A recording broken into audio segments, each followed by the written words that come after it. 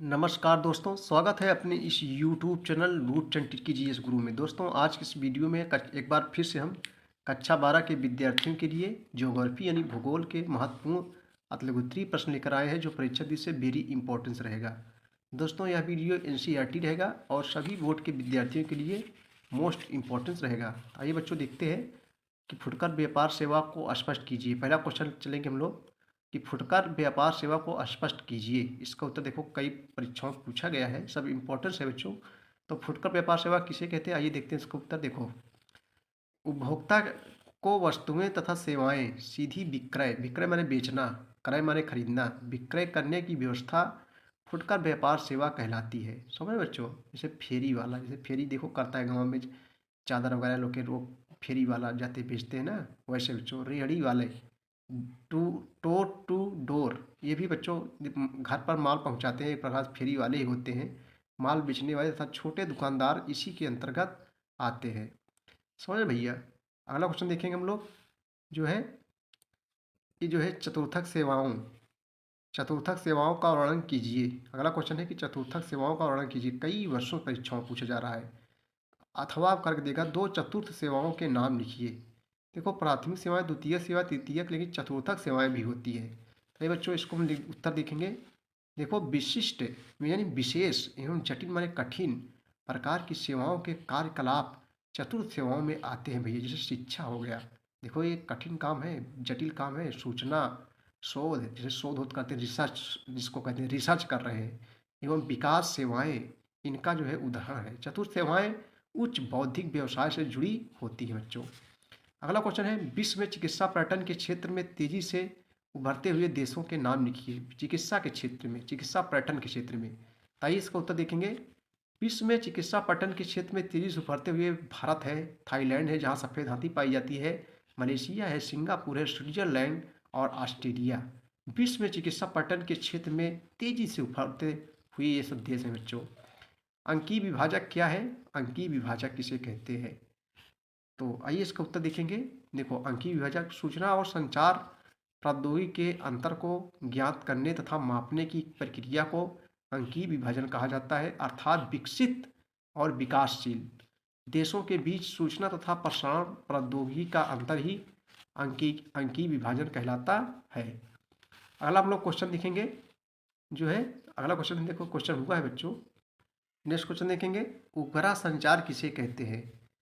तो उपग्रह संचार किसे कहते हैं? देखो बच्चों, अंतरिक्ष और पृथ्वी के मध्य, अंतरिक्ष और पृथ्वी के मध्य सूचनाओं का प्रसारण करने वाली व्यवस्था को उपग्रह संचार कहते हैं।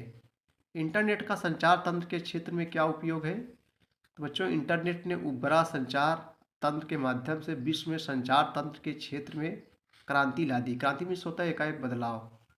अगला क्वेश्चन देखेंगे हम लोग, चिकित्सा पर्यटन से क्या तात्पर्य है? तो बच्चों, चिकित्सा उपचार को अंतर्राष्ट्रीय पर्यटन की गतिविधियों से संबंध करना ही चिकित्सा पर्यटन कहलाता है।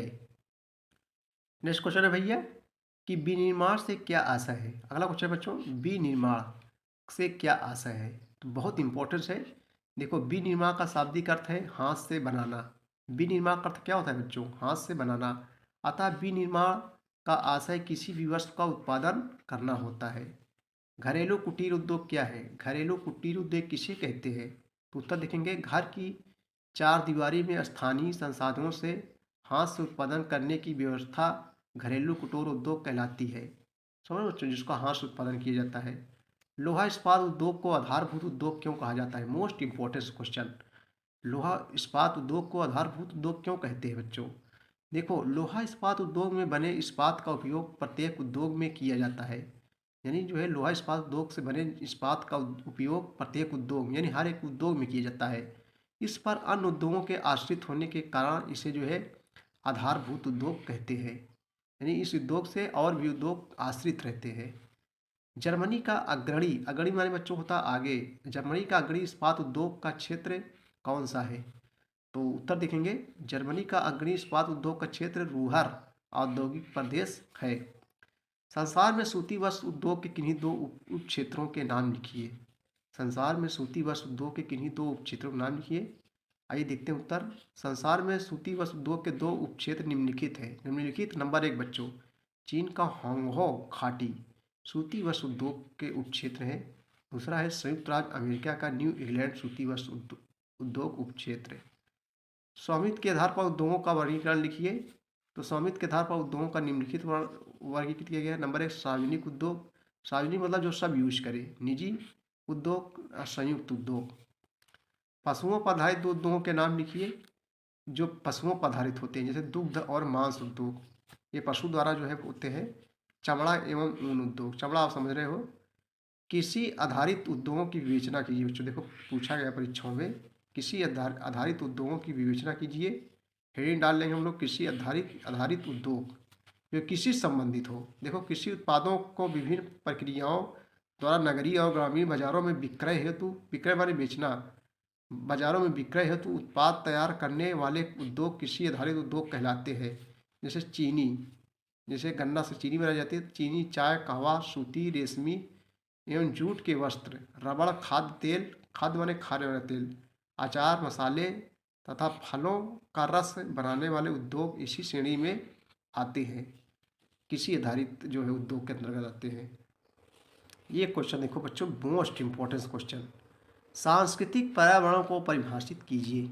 ये कई वर्षों परीक्षाओं में पूछा जा रहा है। देखो मोस्ट इम्पोर्टेंस है, सांस्कृतिक पर्यावरण को परिभाषित कीजिए। आइए बच्चों इसका उत्तर देखते हैं हम लोग बहुत सरल तरीके से कि सांस्कृतिक पर्यावरण किसे कहते हैं। देखो भूमि को जोत कर कृषि करना, उसमें नहरें, रेल पथ एवं सड़कें बनाना, वनों को साफ करना, पर्वतों को काट कर सुरंग बनाना, नवीन बस्तियां बसाना, विभिन्न इमारतों का निर्माण करना, भूगर्भ से खनिज पदार्थों का शोषण करना, उद्योग धंधे स्थापित करना आदि मानवीय क्रियाओं के कुछ प्रमुख उदाहरण हैं।